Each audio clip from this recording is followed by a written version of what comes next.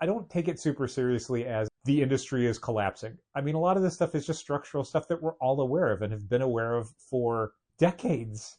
People were talking about this stuff in the 1980s. People were talking about this stuff in the 1960s. In the Midwest, you know the best is there waiting, so come and join the conversation. Heisler approved, fan and artist and creator too. What? This is how the challengers do. What? Keep the conversation moving along. Keep bringing comics, keep your local store strong. If it's hard, then it's a job for the challengers. What? Comics and conversation, y'all. From Challengers Comics and Conversation in Chicago, this is Contest of Challengers, a comics industry business podcast with Patrick Brower. Patrick Brower. Patrick Brower. Patrick Brower. Patrick Brower. Patrick Brower. Patrick Brower. Patrick Brower and W. Dal Bush. W. Dal Bush. Dal Bush. Dal Bush. Dal. Dal. Dal. Dal. W. Dal Bush. Dal, it's deep within 2025. It is. It is a point in the comics industry where people are having fun. Books are great, titles are selling, exciting things are happening. I was just on a publisher phone call with DC Comics, where Scott Snyder read us the entire DC KO #1 issue while showing it off, but also explained what was happening and how it ties into other things. Neat. Are you more excited now than you were before? I mean, I understand what the story is more than I did before, but to be fair, I'd never investigated it any further. Sure. And in the comments, I did call it, because you know what KO stands for? King Omega. Kenny Omega. King Omega. And I pointed out in the comments that it's Kenny Omega, and other people agree with me that it should be called Kenny Omega, including Albert from DC. All right. Sounds like we're getting a title change. Yeah. DCKO is now DCKO. Yeah. But the K is something different. And that's what it always means in our hearts of hearts. Definitely for me and Albert, and I'm assuming you. No, I actually, in the heart of hearts, mine was DC Kazuchika Okada. Oh. Sorry, buddy. He's got Kenny's number. Wow. Trying to think of who just won it all in Kevin to become Owens? the first ever unified AEW champion. Pretty sure it was not Kenny Omega, who was rendered bloodied as a result of an assault on his surgically repaired tummy. And who did that assault? Kazuchika Okada. I'm sorry. The Rainmaker, Kazuchika Okada. The entire Don Callis family. Thank you. Thank you, Nicholas Jackson. So anyway, it's 2025, Yes. and things are at a point where we are excited to be in the comics industry. And I recently, this week, this arm is so sore.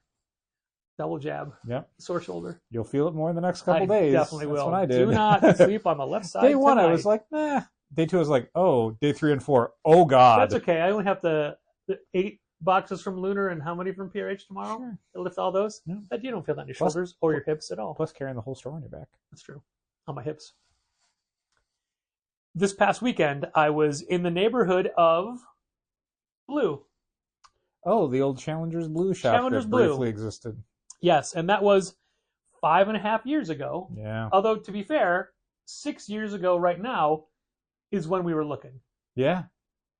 I mean, basically 6 years from Black Friday would be when we, 5 years. 6 years from Black Friday is when we opened. When we opened, yeah. 2019. But I mean, we were well into the hunt Yeah. here. Which honestly gets back to something from a previous episode where we were talking about how, for me, how difficult it is to think about like ordering more when things are going well. Because for us in the past, when things have been going well, that's when we usually look to things like expansion, not about turning the store into more of itself. Yeah.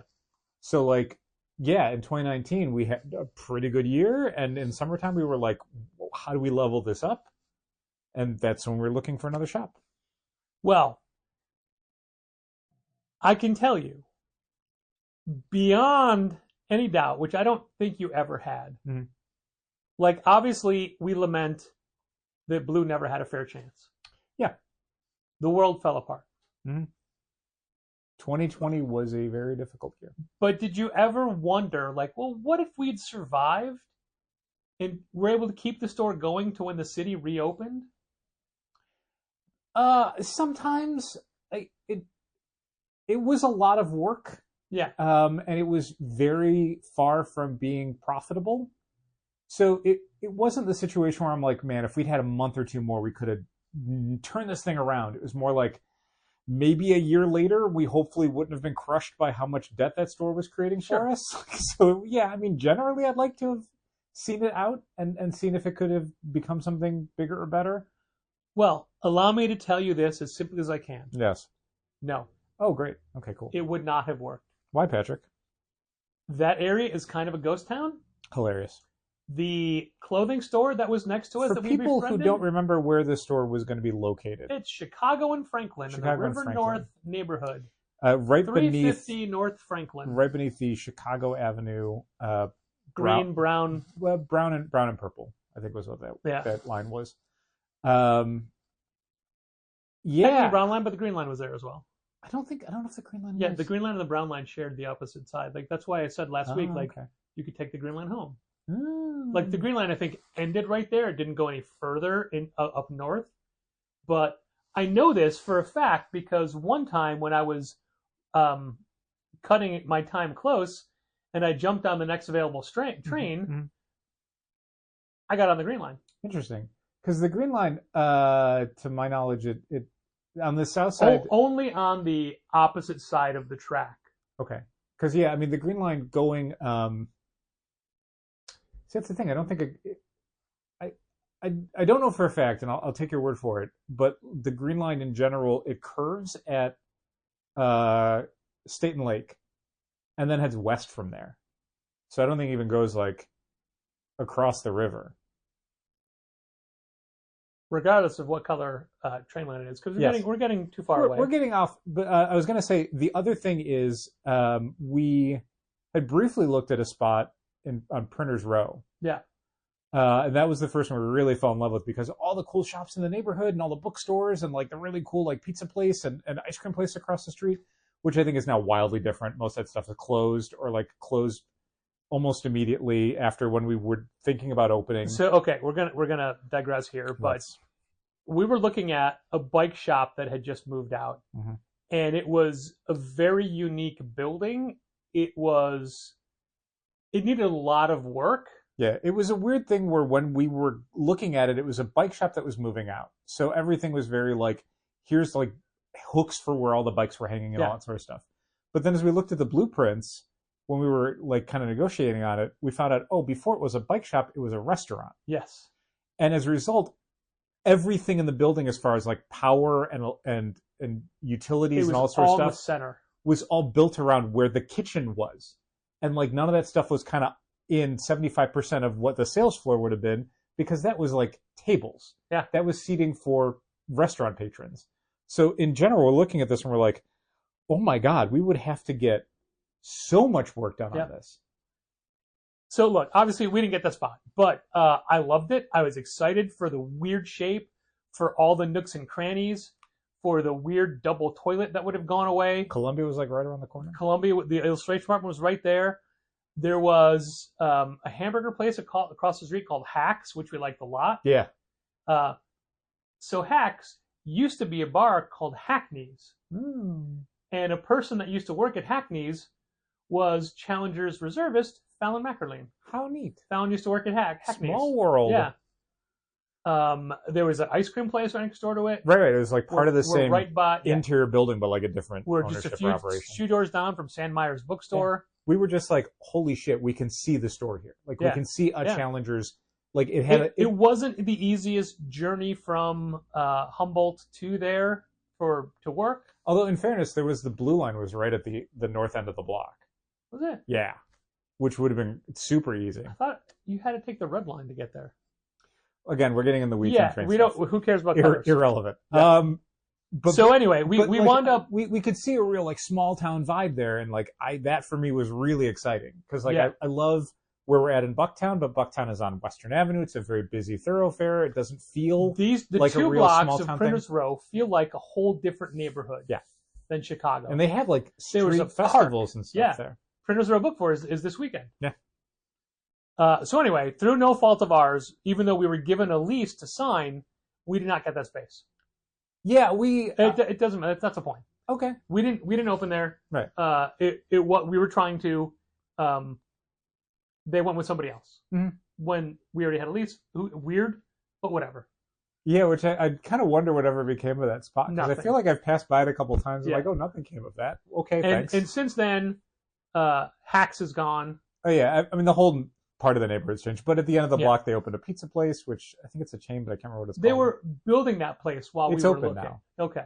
Because I've walked by there. This was, 5+ years ago. So I've been in that neighborhood a couple times, just on my way to I other mean, things. It would have been 6 years ago that you were walking around there looking. No. I mean, since we Oh, I'm sorry. since we didn't open there, Right. I've been in that part of the city. Oh, you said 5+ years ago. That we had not taken that spot. Yeah. So since then, I've been there a couple times, walking through, going to other things, and been like, oh, what happened? Like, again, just the sort of like, what if?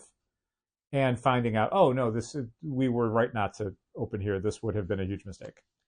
So, Blue, Mhm. the spot that we were in that we left Mm. that became a high-end shoe store that got burgled numerous times is empty.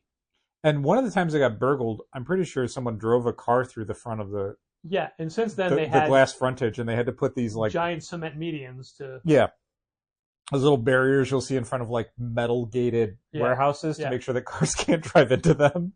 So they moved out, apparently tired of getting robbed. Fair. Little Black Dress, which was next to us, which we were friends with, gone. They also got robbed. I have footage of that burglary. Mhm. There's a vape shop there. Not Little Black Dress is also empty. Mhm. Starbucks still there.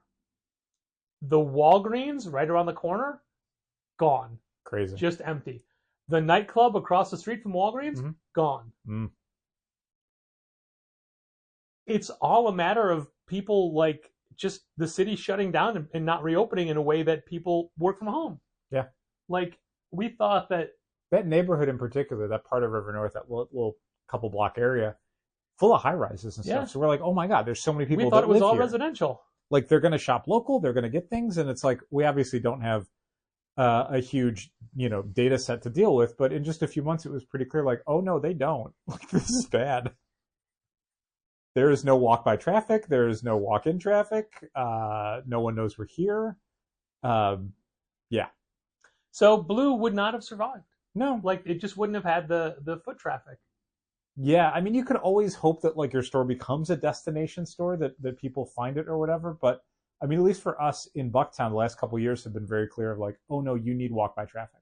You need people to just discover you, to be in the neighborhood doing other things, and then finding complementary businesses. In the same way that I'm sure that people have come to Challengers and been like, oh, Electric Buds across the street, let me go in there. Or The number of how our all those customers. businesses interact. And if you don't have that, which is again why we were looking at something like Printers Row, because it's like, oh, this is all super complimentary. These people go to these different businesses, whatever. The number of our customers that get their haircut at Black River Mhm. is pretty great. I don't know that it is a synergistic opposite. I don't think people started shopping with us because they get their haircut there.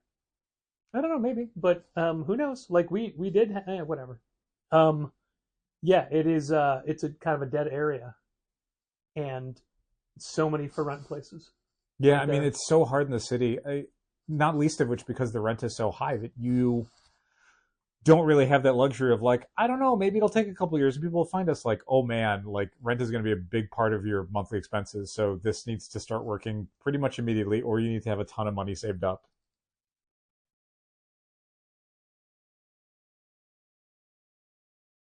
We didn't get a chance to talk about this last week because we had recorded earlier in the week. Mhm. But the week before, we talked about how you had Jenna Fisher in the store. Yes. Well, a week ago Wednesday, Mhm. there was a youngster in the store, Mhm. nicely dressed. Yeah. Suit, tie, Ish, a suit, ish. like a jacket and tie, Yeah. fedora. Okay. Definitely, you don't remember the hat. There's a hat. I don't Yeah. know what kind of hat it was. Um, It wasn't like a ball cap. It was like accompanied by a hatted gentleman. somebody carrying a guitar. Guitar case, anyway. Yeah. Could have been anything in there. I've seen movies with Antonio Banderas. You don't know what's in those guitar cases. Usually just flowers. Oh. Came to the counter and said that he was sent to the store by Stephanie Phillips, a good friend of the store's, Not to collect money, which is nice. and that when he was in town, she recommended he come by. Very nice of her. And he's like, yeah, we're on tour, so I thought we'd come by. I'm like, oh, where did you play? Mhm. Because he's like, we played last night. I'm like, where'd you play? Because, there's a lot of high-profile bands that played Chicago last week, like Oasis, like My Chemical Romance. He did not have an Oasis accent, just to skip ahead. So I'm like, oh, where'd you play? And he said, oh, Tinley Park. And I thought, that's a big venue. I did not think that because I don't know anything about like live music in this city. To me, it's the World Music Theater, Right. but that's So he's like, Tinley Park, and I'm just like, it's a giant outdoor arena. Like that's yeah. Mm. Not as big as Soldier Field, bigger than your Okay. like United Center. Yeah, I mean, to me, it was just it was a guy in from out of town. We get that Yeah. a lot. Talked about comics. He was getting a lot of stuff from the new week, so we talked about different comics we were reading and liking. So I Basic pull up Challengers Wednesday conversation. exactly But then he leaves. Challengers in Conversation. That's what we're called. Challengers plus conversation. Yeah. So I look up like who played Tinley Park last night, whatever it's called now, like Credit One Amphitheater. Right. And so the night before was the Jonas Brothers, Marshmello, and Boys Like Girls. Mhm. It definitely wasn't Nick Jonas or Joe Jonas or Kevin Jonas. So I'm like, it's not a Jonas brother. It's definitely not Marshmello.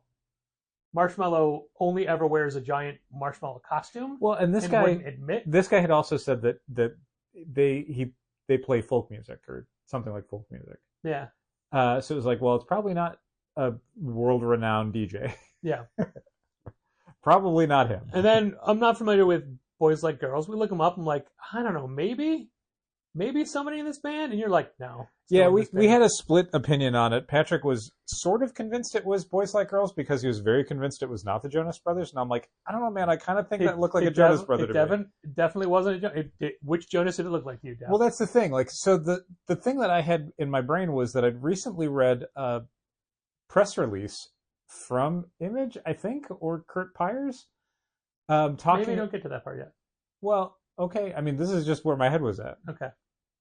That Kurt Pyers was working with a Jonas Brother on an upcoming series, and that Jonas Brother was going to be doing some stuff in Lost Fantasy. It's Indigo it's Children. either Indigo Fantasy or Lost Children. Uh-huh. Pick one. So in my brain, I'm like, I think it was maybe a Jonas Brother, but when you press me on it, I'm like, I don't know which Jonas Brother. I don't know any of their names. Like, it was a Jonas Nick, Joe, Brother. and Kevin. So I'm like, Duh. I think it was the Jonas Brothers working with Kurt Pyers. I think, but yeah, I couldn't back that up with anything. I'm like, I think it vaguely looked like the Jonas Brother that I saw in that press release. I don't know, but you were like, no, it's not a Jonas Brother. It's definitely Boys Like Girls. Here's a video, and I'm like, I don't know if that music is the same thing. So we play a song. Someone in the store is like, oh man, I love this song. I was just playing it in my car. I'm like, yeah, we think someone from the band was just here. He's like, what, really? Mm-hmm. Also, I did not see nor read that press release nor see any photos. Okay. So, fine. Yeah. The end. Well, the other thing was that they had said they had filmed something for their Oh yeah, TikTok or like they something. said, yeah, like you got a great store. Yeah. I filmed some stuff. I'm going to put it online. Right. Didn't say. We assumed TikTok. Yeah. Well, Didn't say where. So again, they leave, and then we do all this research, and then Patrick and I cannot agree on who it was. But I'm like, look, they said they're going to post it, so like we will probably get tagged in something. Yeah. And within the next 48 hours, we will know who it was because it will be on someone's social media that will either be tagged with us, or we will have it. Someone in our social circle will see it and go like, "Hey, you had so and so in from whatever band on Wednesday." We definitely were not tagged in anything. Okay. Did you tell me that there was a press release that you'd read? Was that part of the discussion? Yes. Don't remember that part. Okay. So early the next morning, too early to do anything about it, Uh-huh. I get a text from Stephanie Phillips saying, "Oh, I see my Jonas brother was in the store yesterday." So it was a Jonas Brother after all. Yeah, and what did I do immediately? I texted you and said, you were right, it was a Jonas brother. Which, I mean, I don't care. It's not a thing where I'm like, Really? no, Patrick, it was a Jonas Let's Brother. rewind and listen to the tone in which you just said, and it was a Jonas brother after all. Oh, that wasn't like me crying about it. It Yeah. was just like, wow, it was a Jonas Brother. But here's the twist. it wasn't one of the three Jonas Brothers pictured in the Jonas Brothers picture on the Tinley Park website. Yeah, I did not know there was a fourth Jonas brother. Me neither. Frankie. Yes. Frankie Jonas. I shared that video. I shared that with somebody else, I think, some friend online, and they had mentioned that they were a kid when like the Jonas Brothers introduced Frankie Jonas. So like Frankie Jonas is a real thing. Yeah, so Frankie Jonas is only 24. The Mhm. Jonas Brothers are much older. So the How old are the Jonas I Brothers? don't know. Look it up. I didn't know if you knew. I'm The- sorry. the funny thing I was about trying to like fact this check you. whole thing is that the number of people that know about Frankie Jonas and got excited that Frankie Jonas was in the store when we didn't know that he existed. No. And when Stephanie texted to say, I see my Jonas Brothers in the store, I'm like, yeah, I had no idea who it was. And then, after I was done chatting with her, I looked up all three Jonas Brothers on Instagram. Mhm. None of them posted anything about the store. I'm like, what is going on? What is happening? So when I got to the store that Thursday, because I was working for Molly Jane, Mhm. I said to Sella, I'm like, hey, I need you to do some Instagramming and find Instagram like ing as a verb, not like post stuff. Find this post on one of the Jonas Brothers websites or Instagram pages. And while she was arguing with me about it, someone in the store said, "Oh no, it was Frankie." What? When you search Jonas Brothers and drill down into Jonas Brothers names, the Yeah. first thing in the people also ask thing on Google is there a fourth Jonas brother? Yes, there's a fourth Jonas brother named Frankie Jonas. I thought you were just looking for their ages. I was about to. I got distracted, as you do. Joe Jonas, 36 years old, Okay. married So to that's Sophie 12 years Turner. older. That's Yeah. the one who's married to Sophie Yeah, Turner. I know that. I did not. This is going to be new information Nick for me. is married to Joe Jonas plays the guitar. Nick is married to the woman who was in that Idris Elba John Cena movie. Nick Jonas plays the piano and is 32 years old and is married to Priyanka Chopra since 2018. I can never remember Priyanka. I know it's Chopra, but I never remember. I knew Priyanka. one of them was married to Priyanka Chopra, but I did not remember which one. Just like I knew one was married to Sophie Turner, but didn't remember which one. Kevin Jonas plays the mandolin, 37 years old, married to Danielle Jonas, hopefully no relation. I think it's his wife. Probably. I could click that and find out who she is, but So- I don't really care. The oldest, the biggest gap is 13 years. Mhm. So anyway, a customer in the store says, "Oh yeah, it's Frankie. It's the other brother. Mhm. He opened for them. He wasn't listed on the itinerary. I wonder if he opened specifically for them. Like it was Marshmallow, then Boys Like Girls, No. then Boys Like Frankie Girls, Jonas, Marshmallow. then Jonas Brothers. Like Frankie is specifically the one who opens Who just leads for into the them, Jonas yeah. Brothers. Maybe like gets actually part of their set time. I wonder if like he overlaps, like he'll Yeah. stay on stage and do some stuff. with Maybe. them. Because at that point I like the assumed he was in the backing Destroyer band. New Pornographers double bill sort of thing. Sure. Yeah. For me, it would be Armored Saint Anthrax, but same thing. Sure. So then we go to Frankie Jonas's Instagram and find he likes doing Wednesday videos of his new comic haul for the week. Mhm. It looked like on like his tour bus or something. Yeah, or his hotel room, whatever it was. Well, so I'm watching it because my aunt had sent it to me. My 80-something aunt sent it to me, and I'm like, okay, thank you, because I had not seen it before this. You told me about it, but I'm just like, yeah, okay. because I saw it on a day that we didn't work together. Right. And I don't go looking for this stuff. And you also don't have Instagram, so you can't see it. Yeah, and I also don't go looking for this stuff. But so I watched it because she sent it to me as a text message, and it looks like he's doing because there's a window next to him, and there's like the city going by in motion. Yeah. So I guess he's on his tour bus and he's like, "Here's the comics I got." See, I didn't. All I did was use the scroll bar to find where he was actually in the store, Okay, and we are both in the background at some point. yeah, it's true. So another celebrity that we did not know who they were. No, and honestly, From the source. again, I'm okay with that because I hope they got a good experience. They didn't feel like they were being treated any differently because they were famous. Again, we just had a normal Wednesday conversation at the Did counter he with mention him. that he was writing a book for Image? Not while he was there, no. Okay. But he picked up Lost Fantasy, which was, Yeah. I think, new. And that week. he's writing the backup in Lost Fantasy 5. Okay. but it's going to lead to something else, some bigger things, he said Yeah. in the video. Well, again, like in that press release, it had been like they are collaborating on something upcoming, but the first thing he's going to do is a backup in Lost Fantasy, which I guess is coming with the next issue. Frankie Franklin Jonas, big comics fan, excited about it. Very nice, very pleasant to talk to. Yeah, very got some very good stuff. knowledgeable about comics. Yeah.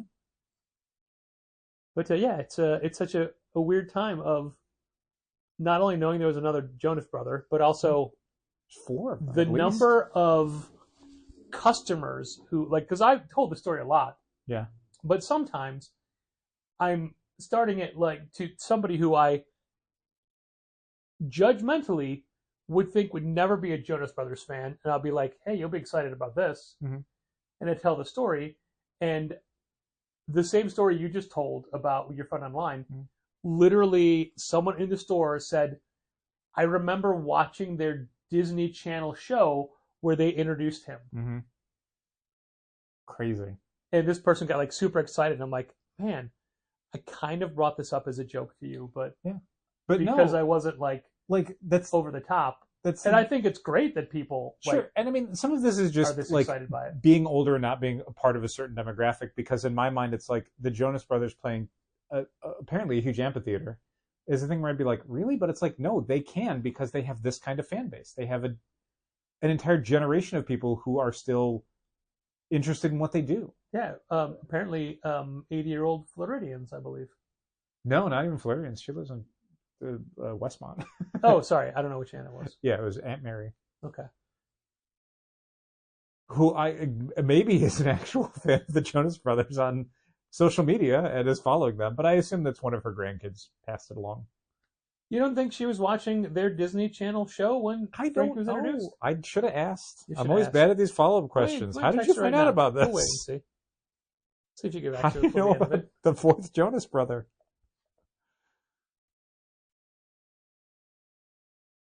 It did make me feel a little bit out of touch.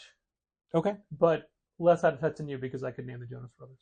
Yeah, and I'm, as always, completely okay with being out of touch. I don't begrudge pop culture for not being something I'm aware of. I knew Priyanka Chopra, though. That was pretty good. Too. And I knew it was something Chopra, but I couldn't remember Priyanka. Mm-hmm. Didn't she was Priyanka Chopra, then she was Priyanka Chopra Jonas. Right. Now did she get rid of the Jonas part? I don't know. I think it's okay. I thought she was the hyphenated last name still. Okay. I mean, if people want to take last names, it's fine. Mm-hmm. My nephew Parker, he's the last Brower. Unless he has offspring. Okay. I mean, unless I have offspring, but I'm not going to have offspring, so the name will... I guess it's a race between you and Parker. But that wouldn't be weird. I don't... Your godson. I don't necessarily believe in marital people having to change their names. No, I'd certainly not in 2025. Like, I don't think that. I don't. It's a decision when kids are involved.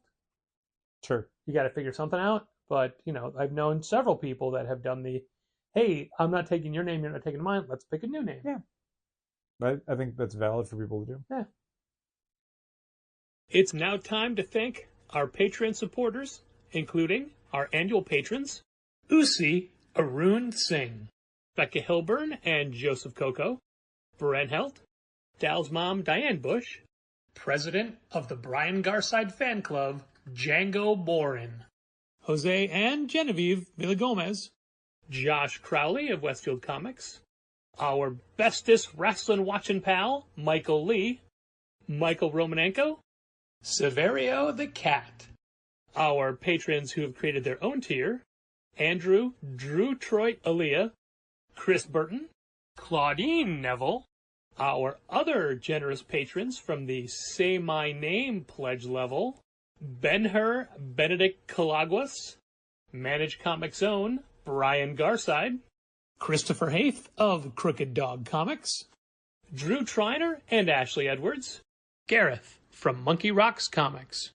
my brother George Brower, Heidi D., Holly Aitchison, Jacob Sorelli of Kamikaze, Mark Hammond of Aw Yeah Comics, Margie, Keith, Logan, and Malcolm Springham, Matt Armstrong, Mitchell Davies of All Star Comics in Melbourne, Australia, Morgan Kaiju Perry, Nicholas Fenner, my longtime pal Robert Burns, Ron Payne, Sean Bowers, Tad Eggleston and Johnny Williams, Thomas Nagovin of Century Guild, Walt Grogan, Walt's Comic Shop from Berlin, Germany.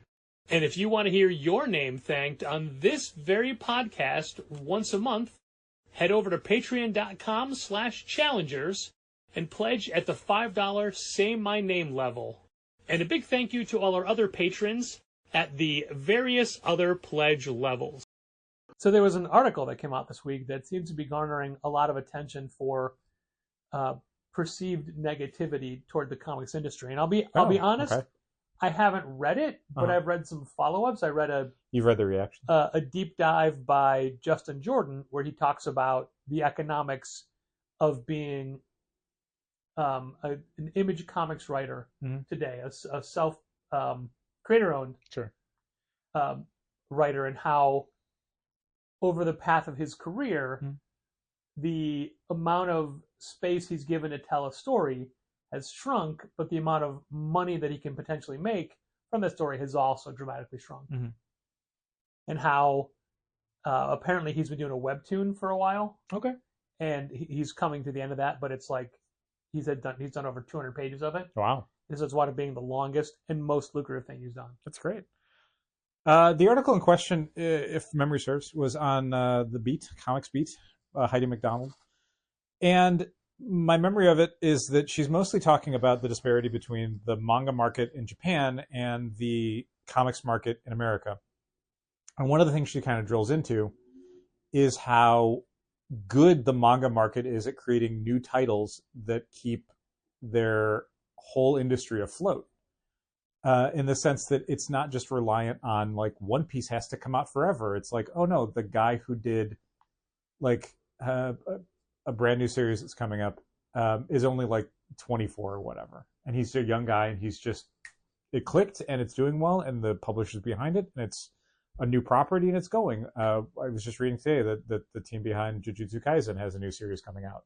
And it's like that thing was massively successful and got to end up to like 28 volumes and now they're doing another thing. And, you know, again, for every like One Piece style thing that just seems like it's going to run forever,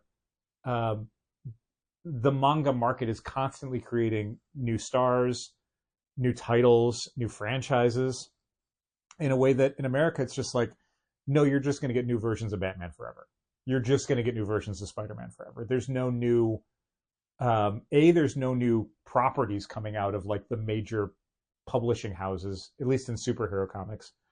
But then there's also no really new talent coming up as well, in the sense that like, if you were 24 years old and you had an idea to do something at DC or Marvel, like, congrats, you're going to be doing backup stories for the next 10 years. Yeah, you're not going to get that opportunity for a while. And then once you've proven yourself, you'll get to do something. And that's, again, kind of the opposite of how the manga market can work, where you can just pitch something and they'll be like, great, this works, let's go with it.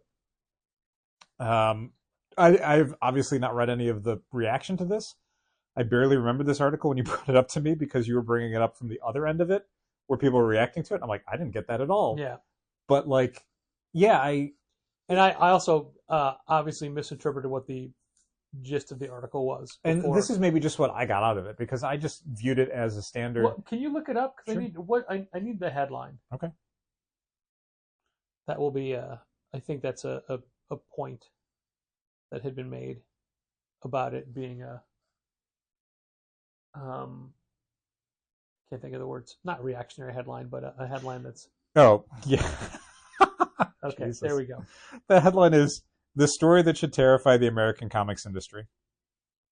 So you see why I approached it. That'll the do way, it. the way I did. I mean, it's why I ended up bringing that article. I saw that come up in my feed, and I was like, "What the hell?" Yeah, it was basically talking about how the New Yorker ran a profile of Shonen Jump that also profiled the creator of Kagurabachi. I don't know what that is. It's, I mean, again, it's only like 3 or 4 volumes in as far as its localization in America. We carry it. It's done well. There's people who have been jumping on it. It's got an anime coming up soon. I guess that's part of the reason why. But yeah, so the What's quote it called? Kagurabachi, Kagurabachi. But one of the quotes that she has here, Heidi does in this Beat article, is from the New Yorker piece, and the quote is, "But much as Marvel Comics revived its flagging fortunes by creating the Marvel Cinematic Universe, Jump continues to thrive in part because of the rise of anime as a fixture of global youth culture. The licensing business," Saito told me, "has created a cycle that's much more powerful than the paper-centric one of the past. Weekly serials are compiled in paperback collections called tankobon that are sold in bookstores. Popular series are often licensed to animation companies, which turn them into anime that are streamed around the world. The books promote the shows, and vice versa. A hit series can send tankobon rocketing up the bestseller list, making the artist and the publisher large sums of money." They just talk about Demon Slayer, which is a huge global hit, sells a bunch of stuff. And this is a Heidi quote, "But laying out the Shonen Jump process, searching for young talents, nurturing new series, and monitoring the success constantly via reader surveys shows how woefully inadequate the U.S. market is to even begin to compete. Compete, in quotes, isn't even the word. The U.S. comics market doesn't even want to make a new Batman." Yeah, and then she talks about how One Piece has run for 28 years. Just fucking amazing. Are they ever going to find the One Piece, Dal? I don't know, Patrick. Probably. Maybe they already did. Dal, come on. The One Piece was inside them all along. So yeah, I mean, this isn't her like proposing a bunch of solutions, nor is it necessarily, I think, the doom and gloom of the market so much as it's, and even in Heidi's article, she talks about how the process of creating books in the Japanese manga market versus how comics are produced in America are wildly divergent ways of producing stuff. A lot of manga that you read that have a creator listed is really the work of multiple people, because you need to have an entire studio producing a lot of these things to keep the chapters coming out weekly, every week, forever. Look at how Image produces comics, where you need a few issues in the can first, and then there's probably going to be a break between arcs of 5 or 6 issues because the artist needs time to catch back up. And that's, while there's multiple people working on the comic, there's a writer, there's a penciler, there's an inker, there's a colorist, there's a letterer. In Japanese comics terms, the penciler or the inker would be like 12 people. Like, that is a different thing. It makes you wonder how, if in American comics, most people can't afford a living wage doing a book.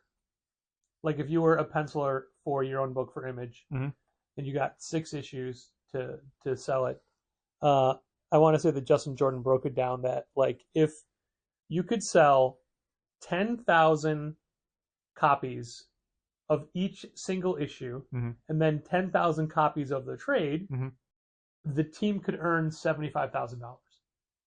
Yeah, I mean, back Nate Powell, I think, had posted a thing back when. I remember that, but that was bleak. Yeah, he basically put out a thing where he was talking about he'd sold a graphic novel to, I don't know, Abrams or somebody, like an actual publisher, and yeah, not like Top Shelf. Yeah, and maybe it was Top Shelf, but regardless, like, he broke it down, and he's like, it's this many pages, it's due here, I'm writing and drawing it and lettering it.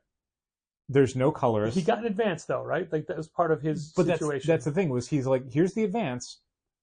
This advance has to pay for the entire production of this book. I won't get royalties until well after it's done, if I get royalties at all. And so he broke it down and like, okay, it's going to take me 2 years to do this book, to produce this many pages by this deadline. He was basically making, like, I feel like it was like less than like $30,000 a year on to do this graphic novel. And it's like, there's places in the country you can live doing that, but it's not going to be what you call a good life. And it's more than just like a 9-to-5 job working to make that book. Right. And on top of that, it was a full-time job doing this. So it's not like he could, he'll work another job and take other gigs and then do this graphic novel. Like, no, he can't do those other things because he's spending 8 hours a day drawing. Yeah. And that's comics, man. Like, but how does it work if you have, 6 inkers for a Shonen Jump strip? Again, like, when you're talking about those sort of assistants and stuff, it's for the major titles. Like, the guy who does One Piece can afford to pay an army of assistants because One Piece is a massively successful global anime series. It's a massively successful global manga series. its licensing is insane. Like, that's how you can do it. Like, if the team that did Saga, like, right, like if they suddenly decided tomorrow that they needed Saga to come out with 10 pages a week, every week forever, and that thing was selling 2 million copies, Fiona Staples would hire an army of assistants. You could do that. That's how the economics would work. And I'll be honest with you, my limited understanding of the manga industry is that a lot of those assistants do not make a lot of money. So like, it's not like everyone there is making a ton of money. Like, and there's manga artists who have, at the height of their success, talked about how grueling the production is for hit series and how the demands of getting new chapters out consistently means that even people who you'd think of as like, oh, Rumiko Takahashi doesn't have to do that kind of stuff, is like, no, that woman takes off like 8 hours a week for what you would consider like personal time. Everything else is just like working on the manga or working on licensing or working on the anime or working on promotional stuff or whatever.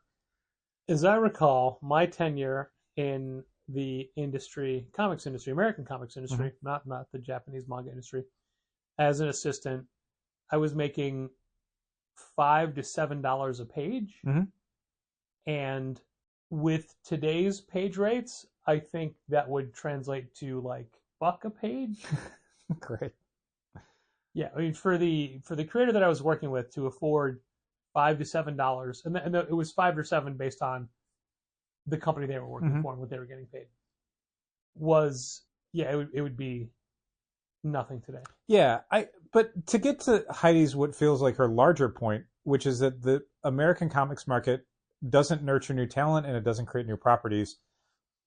Both those you could easily push back on, but I would still say that she's right to say that America does a way worse job of that than Japan. Like, you can push back on there's no new talents. Like, certainly Marvel and DC are trying very hard to get a roster of talent as they refuse to pay the current talent what they're worth. So they constantly need to find new people through talent searches that will come up and work for whatever DC and Marvel are willing to pay.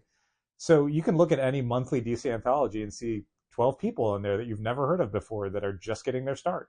I don't know that I've ever looked at any of those people and thought, why aren't they on Batman right now? No, most of them need way more seasoning. They need way more time. They need the reps of doing a monthly book on a regular basis to become Jorge Jimenez, Pepe Larraz, Hayden Sherman, Fiona Staples, blah, blah, blah. Anyone you can think of that's great, it took them years to be great. They were not great right away. The other thing is, like, are there no new properties? Like, you could make the argument that there are. I mean, there always are, but they just don't connect and they don't sell to the level of there's no chance of it being a new Spider-Man. Right, but like there are, even when it's Spider-Boy, there are new Spider-Girl. There are new properties. Like, always. So I mean, again, I don't want to keep harping on Saga. That book's been around for over a decade, but like Saga is a book where that thing came out of nowhere. It was two people who'd worked in the industry but were not necessarily household names or globally known, and that thing is a rock. That thing sells like crazy all the time forever, and we still sell Saga volumes every single day almost this deep into its run. But to Heidi's point, like, the Japanese market is way better at that. Like, the thing that I think has made manga connect with a lot of American readers in a way that Western comics do not with them is that they can jump onto things, and there are things that are brand new to them all the time. Like, a lot of the things that you look at in Western comics, if you wanted to get a kid started on something, is stuff that's been around forever. Again, I'll just talk about superhero comics when I'm talking about Western comics, because that's a lot of what Heidi's talking about with Marvel and DC. Spider-Man's been around since the 1960s. Batman's been around since the 1930s. Even newer stuff, like Invincible. I mean, that thing was coming out in the early 2000s. Like, there is not new stuff that kids can get into in the same way that they can with manga. With manga, every season, there's like, holy shit, there's this brand new series that you've never heard of that you can latch onto. It's not just One Piece and Ranma 1/2 and Sailor Moon and things that have existed for previous generations. Like, it's not just reinterpreting the old stuff. They're constantly bringing new series to market in a way that I think makes that part of the industry feel more vital to new readers than the corresponding superhero stuff. But even when a new, or not a new, but an existing publisher tries to create a new, let's say, superhero universe, Sure. they never work. No. And every single month there's stuff that we'll see Even when from... they do like, oh, we're going to have Gail Simone shepherd this for humanoids, or Mark Waid. Wait, Mark Waid was humanoids. Mhm. Gail Simone was also humanoids.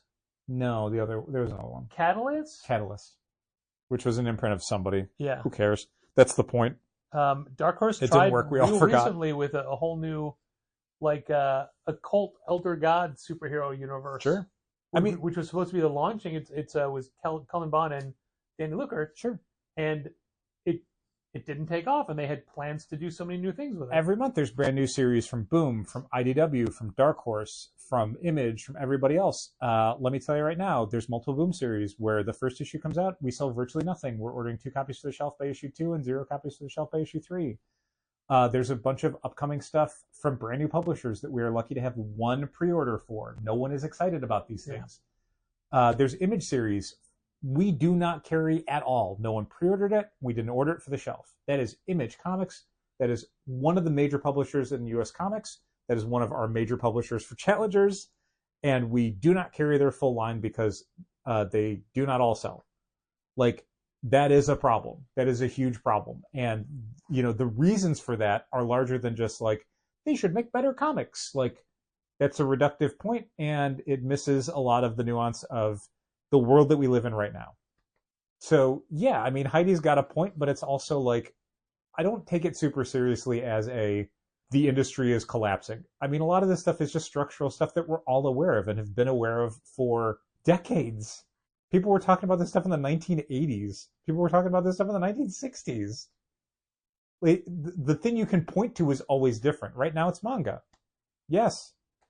I mean, I remember reading comics when I was a kid, and every genre was represented. There was superhero, there was sword and sorcery, there was sci-fi, there was western, there was horror. Sure. They were all represented by the same public, like by Marvel, by DC. Mm-hmm. And, you know, comics were a lot cheaper back then, but the sales were so much higher than they are now.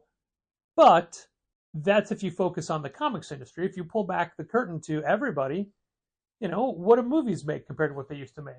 What were ratings of TV shows? Mm-hmm.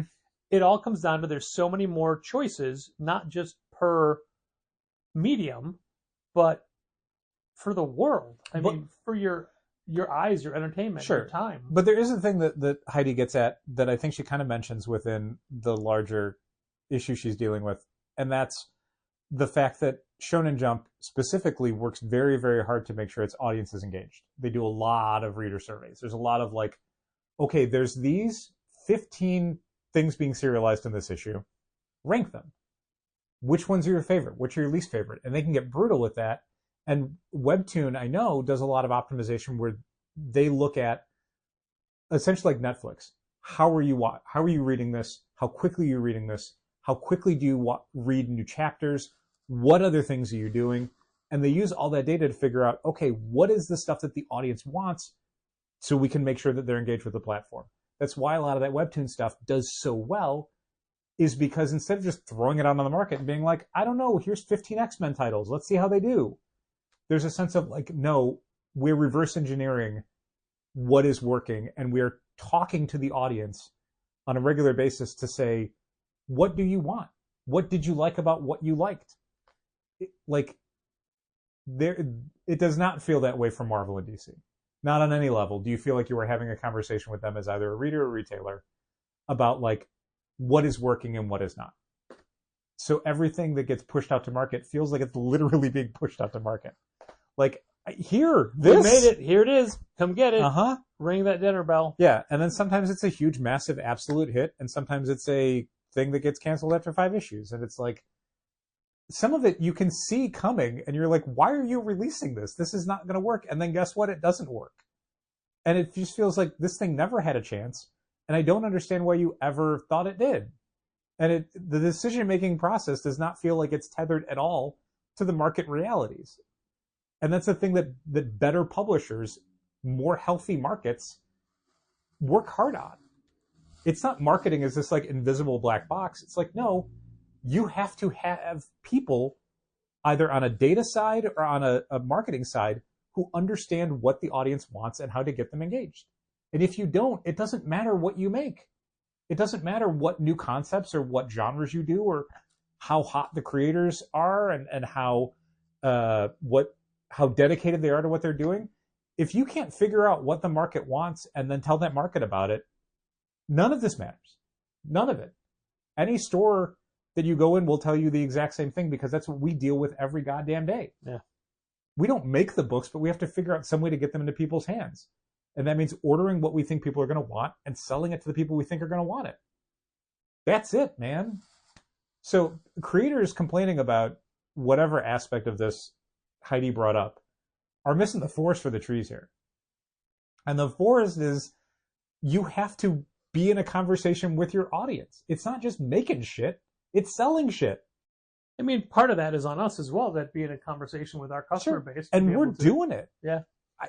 Like the argument here is that the publishers are kind of not doing it the way they should be. And I get that it's hard. And I get that like the fragmentation of the social media landscape means it's harder than ever to get a message out. But I hate to say it this way, that's your job. Like your job as a publisher is to figure out what your audience, that's it. That's the whole thing. The creative's job is to make it. Your job as the publisher is to figure out what people are going to buy. And then again, either, I don't want to say get them to buy it because that feels like you're tricking people or forcing people. Yeah. But marketing it, like figuring out what the audience wants to read, producing it, and then telling them about it so they can buy it. Like that's the whole machine. That's it. 3 parts. Well, it feels like people are either good at one part or the other part. The creating of the comics or the marketing of comics. There's no set group of people that's good at both. No, and I mean, this is a thing that every industry is dealing with. And so, yeah, it's nice to be able to look at the manga industry and go like, shit, they figured it out.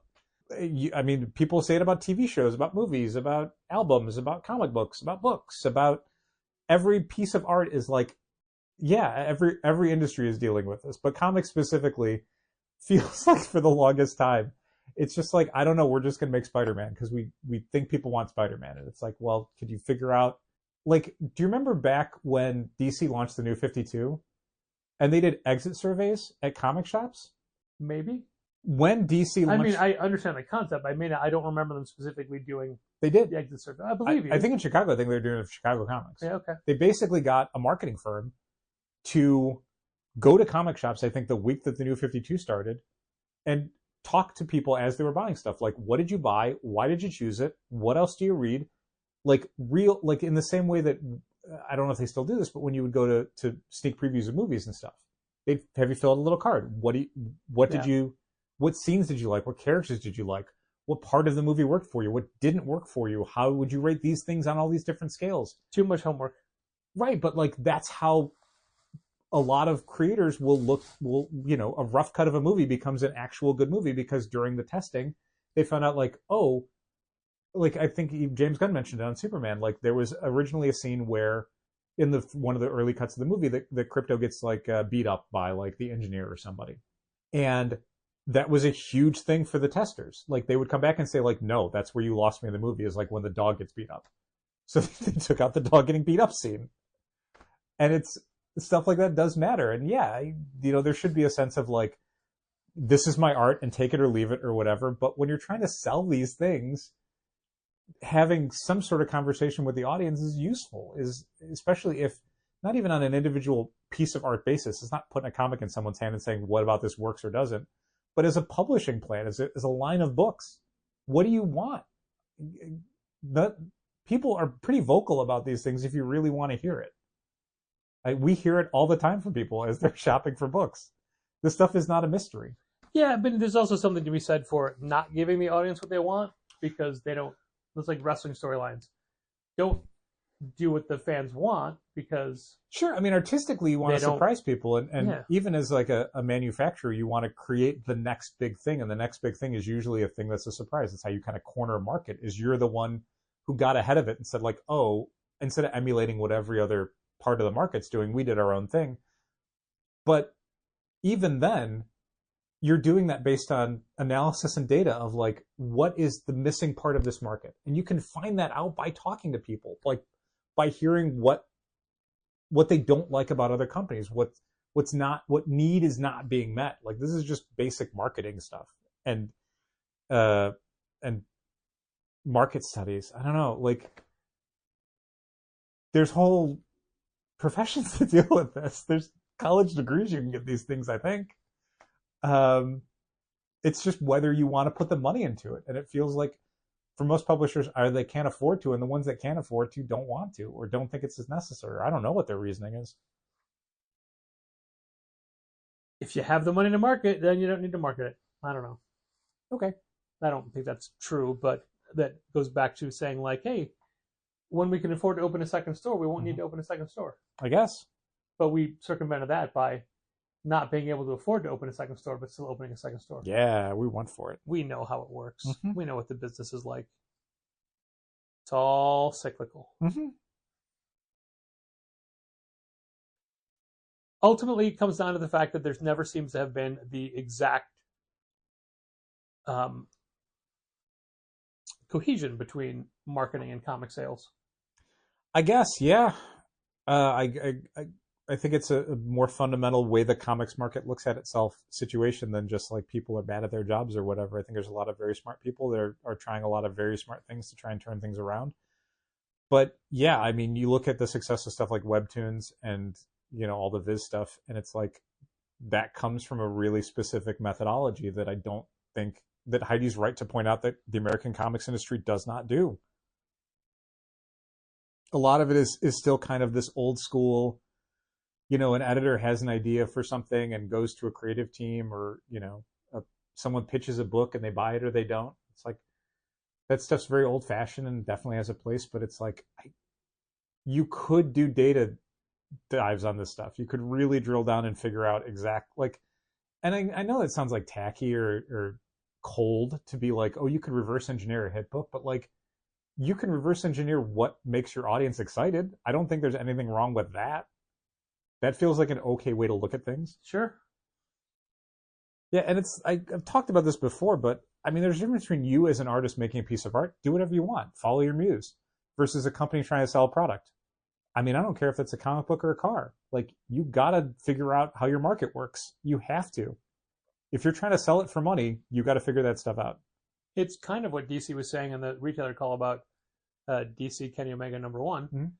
that they looked at this as what gets us excited about comics? What do we want to see in comics? What would make us, and this was a weird quote they said, would get up at like 8 o'clock in the morning to go get in line at a comic, right? On a Saturday to go to a comic shop in the morning. I don't know many comic shops are over 8 in the morning. Right, but I mean, like the premise. Maybe in Burbank.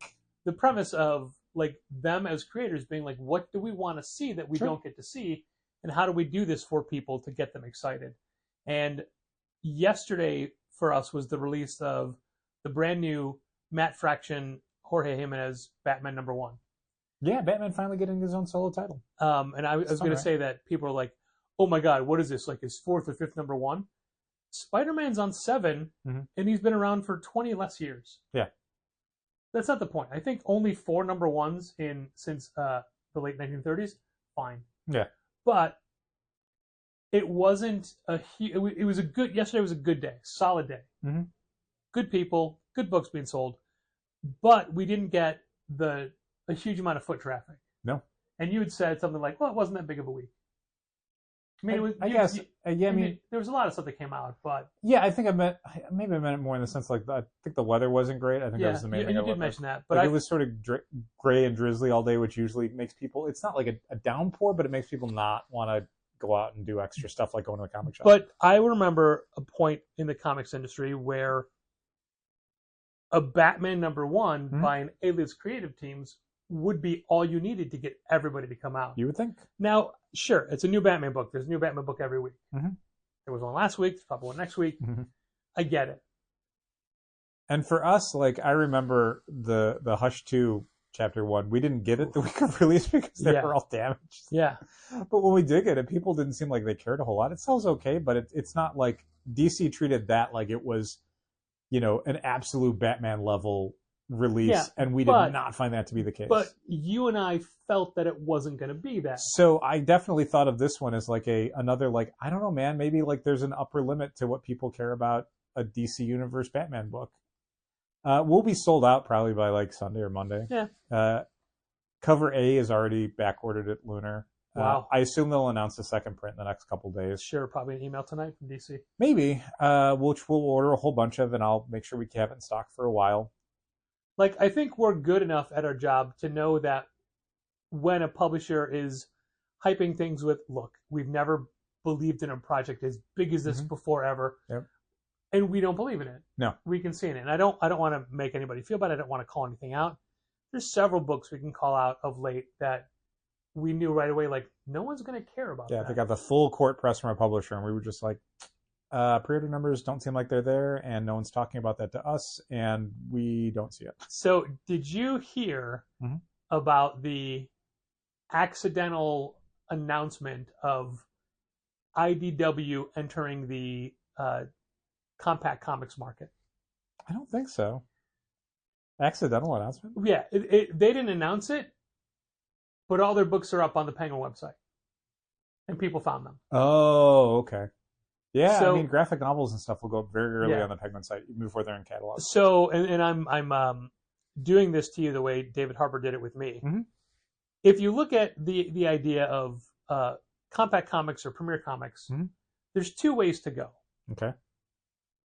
and it's basically the Marvel way or the DC way. Okay. Which way do you think IDW is going? Oh, I mean, the way you're saying it, probably the Marvel way. And at first, I'm like, wait, is it a The, rule? the Marvel way is also the Image way. Is it? I mean, the image, like, so if what we're thinking about is what we're thinking about, DC is $10, Yeah, Marvel is like $15.99. yeah. Like the Image ones are like $14.99, which is why we do not carry the Image ones. You know what? You actually just ruined my Sorry, buddy. because I thought, like, wait a minute, DC and Oni and Vault are all doing the little $10 ones, Mhm. but Marvel and IDW, they're doing the oversized, overpriced ones. I'm like, is this a Lunar versus Penguin thing? But it's not. Sorry, So Dow, Patrick. there are 4, and I'm going to tell you right now, you're never getting these. Oh wow. There are 4 releases Okay. that IDW is starting with for their IDW Classics, Okay. $15 digesty size Okay. books. 30 Days a Night. That was exactly my first guess. Sure. No. Because like, there's two ways you could go with it. You could either do licensed stuff or stuff they own. So it's like Winona Earp. Nope. It was a TV show that made them a whole bunch of money. I got Last Ronin. no turtles at all. Okay. But another massive licensee. Also massive Godzilla? works. Yeah. A Godzilla book. Okay. Can't tell you which one. Fine. You're missing one obvious one. Lock and Key. Lock and Key. There you Yeah. go. I mean, Lock and Key was going to be one of my Yeah. guesses, but I got sidetracked with the licensed stuff. So I also license ways. I'm like My Little Pony. No. Was it Lock and Key, Godzilla? Well, so here's the other thing that I'm curious about, because Oni and Image do it a different way than everybody else, which is they're doing volumes of things. Yeah. All of Invincible, all of Saga, all of Sure. Rick and Morty, whatever. Well, Marvel and DC stick to, this is a self-contained graphic novel. If it's part of a larger series, it is just the first chunk. It is just the first deceased volume. Yes, but So curious what IDW is going to in a few weeks. Why the Last Man comes out in compact. Mm. Why the Last Man Volume 1. Oh, that's weird. Yeah. I don't think they should do that. It misses the entire point Yeah. of the DC line. The whole point of the DC one is, and we'll probably stock less of the Why the Last Man one, because you can pick up any one. Yeah. It doesn't matter. So one of the other IDW ones, and I even had to say, I don't know what their property is. Dave. What? The IDW book Dave. I don't know what that is. It's a huge hit for them. Obviously, they're redoing it. The British cable channel? When told the creators, I'm like, oh man, I don't remember this book at all. Wow. Go ahead, Google IDW Sure. Classics Dave, see what you get. I thought it was definitely an odd choice. Is it 3 books or 4 books you told me about? 3. I can't remember the 4th, or maybe we never got to the 4th. I'll just do IDW Classics. There's a 4th one. Okay. Not an IDW original book. I guess still licensed. There's probably a limited number of what I would consider original good pages to draw from it because Dave Stevens is dead. Oh, yep, Rocketeer. He did tell me that, yes. Also, it's And my question was... DeForv. It's Dave with a 4 as an A. Oh. My question about the Rocketeer was, is it Dave Stevens or is it just all their stuff? But no, it's Dave Stevens. Well, let's take a look. Because here's a page for it. DeForv, IDW Classic Collections. It's by Ryan Ferrier and Valentin Ramon. Yep. Did you remember that one?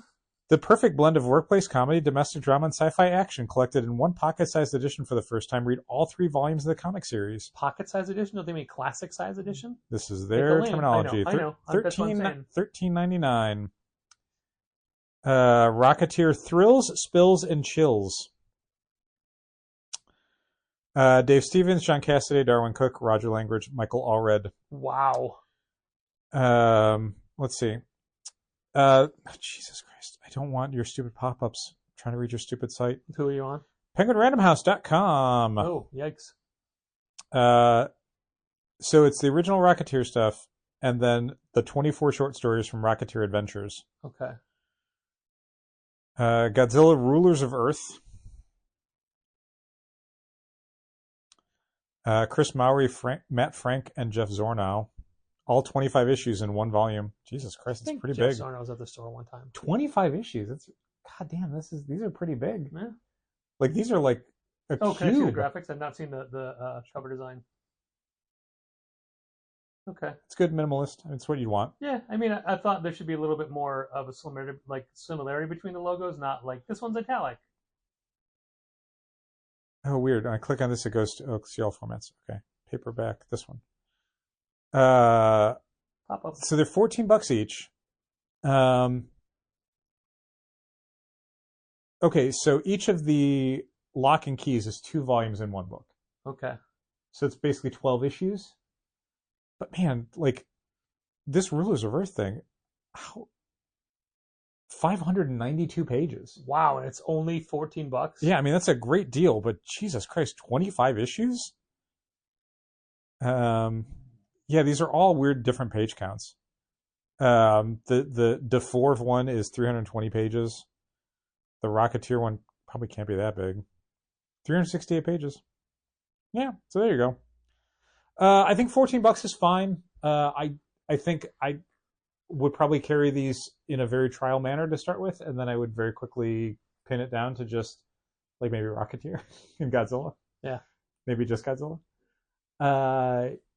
Yeah, it's like anything. It's like the blind bags. Eventually, like they will wear people out on this because the rush to get in on it is so blatant that like, yeah, people will get tired of it. It's the same with it. Look at the Red Band stuff.